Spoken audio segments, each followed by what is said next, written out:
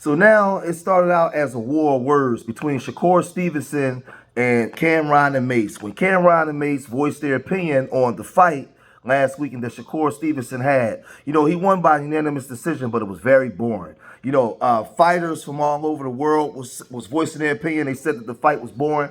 He fought in Newark, and he had people walking out of the fight.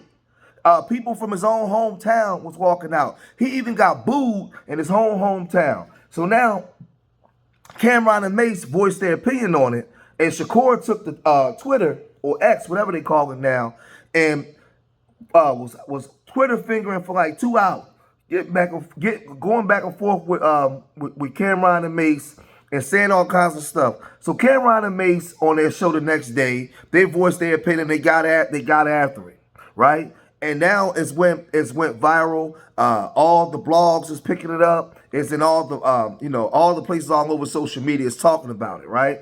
Shakur told them to get the gun, get the strap or get in the ring and fight. And it was just a whole, it was just a whole bunch of stuff, right? So now, Jay Prince, he done voiced his opinion and he done jumped in, running his mouth. And he took to social media. He said, let the haters say that he's born and nobody wants to watch him. Sorry to tell you, it's just a select few of you haters. As you can see, there's proof that he has the #1 ratings in any fight on ESPN this year and the top 3 ratings since 2022. And to all you haters who want to escalate the hate outside the ring, I'm Shakur's manager and I handle all his business outside the ring.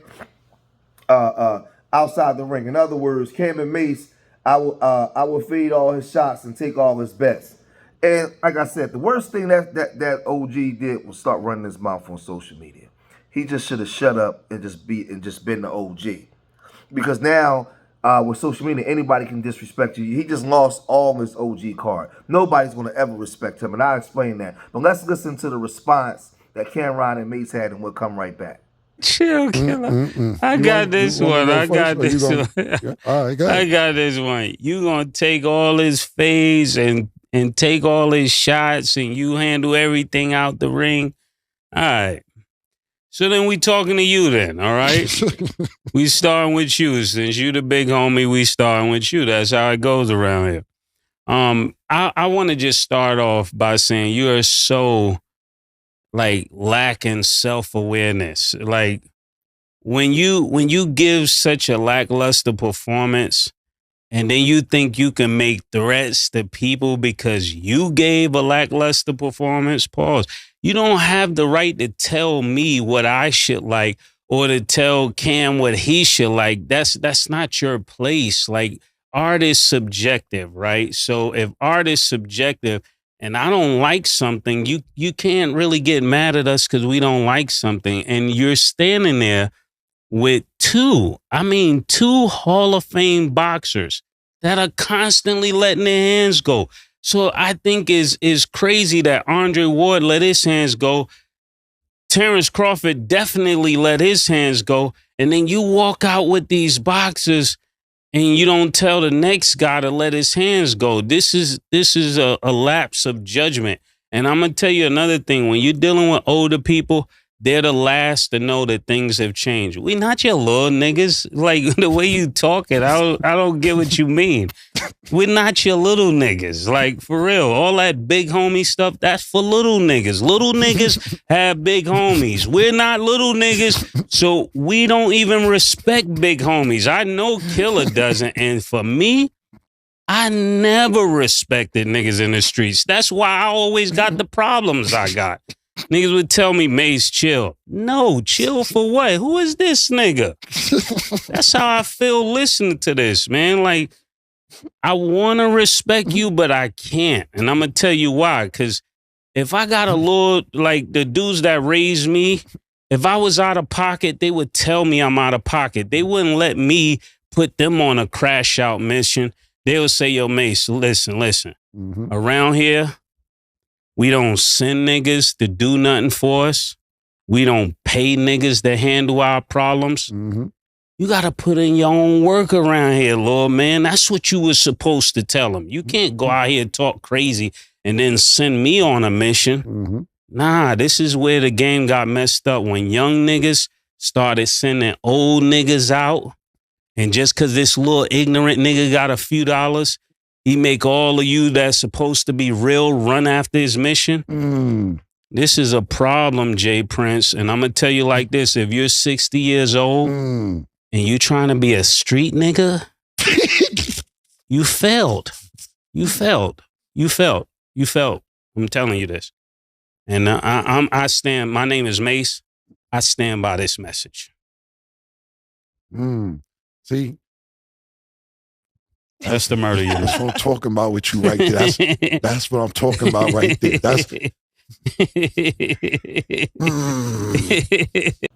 So you see Mase was on fire. But after Mase went in, Cameron voiced his opinion and he went in. So let's listen to what Cameron had to say. Then we'll come right back. Mase said it exactly like, you 60, nigga. You 60. What are you talking about? What are you, bro? I lost mad respect for you because I used to have mad respect for you. When you had Shakur with you, when you lined Young Boy NBA up, why the fuck you got Shakur with you? And this is why he acting like that. This is exactly why he acting like that. Talking about you got Young Boy NBA umbrellas and his keys to his car. Young Boy NBA told y'all niggas eat a dick. This is what he said. This is what Young Boy NBA said. Whack 100 was the most disrespectful. Wild disrespectful. I ain't even gonna repeat the shit Whack 100 said. Mad disrespectful. Drake is beefing with Kendrick Lamar as we speak. I have not heard, this is the first time Drake got into some shit and I hear you say shit to Kendrick Lamar now. Why do you think that you could tell us what we can and cannot say, my nigga? Control your nigga. Control that nigga. Ain't nobody gonna tell a nigga, get the strap, and then we gonna sit there and be like, hey, I think we should shut up. Nah, nigga. This is not 1982, bro. You cannot sit here and tell niggas get the strap and then niggas be quiet. Nobody know that part because our shit just be going viral. You bugging. You bugging, James. You bugging, my nigga. And I'm gonna leave it at that. I don't know what bet you talking about or all that other slang then. Bet it. Whatever bet you talking about, bet it. I don't know what's bet it. Bet it. You wanna bet it, bet? I don't know what to bet it. Before we even move on from this, I gotta ask, do you guys feel like there's a beef? Because there's literally a full-on article, even from Billboard, talking about, the Shakur versus Mase and Cameron beef explained, giving timeline and timestamps and posts. Do you guys even feel like there's a beef, or you guys really feel like it was never that big of a deal? No, I don't think it was a beef at all. I think we're gonna continue to do exactly what we do. Before we slow down, we're gonna pick up the speed. We're definitely not slowing down for nobody. Anything come across this desk, we are responsible to tell the truth and to tell it exactly the way it is. We're not gonna ever sugarcoat something for anybody that comes across this platform. And so make sure when your sports come across us, that it comes across us the way you want it to be heard, because when we see a fight, we have to call it the way we call it. When we see basketball, we got to call it the way we call it, and we're not changing for nobody. That's what makes us different. And that's really the best take, to be totally honest with you. Look, a great take is this. Listen, and that was a great take, Mase. When I put out an album, or Mase puts out an album, if somebody don't like it, we're not running around chasing down everybody that don't like the album. Yeah. If you don't like the album, then you don't like the album. We can't sit here and threaten niggas. Yo, you don't like my album, get the strap. What? What are you talking about? Yo, when I see you, I'm gonna fuck you up because you ain't like my album. Your craft is your craft. If you're not good or not excited at your craft, and niggas is saying that, that's niggas' opinion. Yeah. Just like we're entertainers, if nigga don't like our music, then we can't sit there and chase down everybody that don't like our music. And I don't think we need to explain nothing. I don't like explaining myself to niggas. Whatever. It is what it is, like we said. See, and I'll tell you guys, I forgot that, was it something Brazy, the guy whose grandparents was killed in Alabama. When I seen Jay Prince in the car with him, when he had that gold AK-47, and then, he had that situation with that rapper from New York, and he was online running his mouth.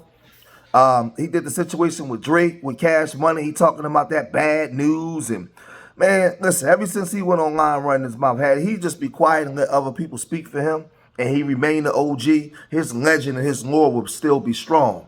But because you running your mouth and people can challenge you and nothing happens, nobody's going to respect you anymore. See, he's an OG before the social media era, where it's like 1980, 85. He could say some gangster stuff, and people be so scared they just listen. But he should have just shut up. Why you running? Why you talking? Why you running your mouth? Why you got a young buck out here running off at the mouth, right? When people comment, and now you come out, you want to stand in for him, as if people supposed to be scared of you. Nah, man, you a 60-year-old old man. Ain't nobody scared of you, man. Why you running your mouth? And when you do that, you actually put your sons in danger. Because we in a new day, Jay. We're in a new day and time. Them days is over with. It's the era of social media. So now you running your mouth. Your son's out there on the West Coast. People don't like you. They'll do something to your son.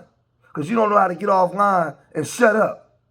It's starting to make me really believe that you was never who you said you was in the first place. Because real OGs don't do no talking like that. Real OGs just have people come see you and give you an offer you can't refuse. They come holler at you.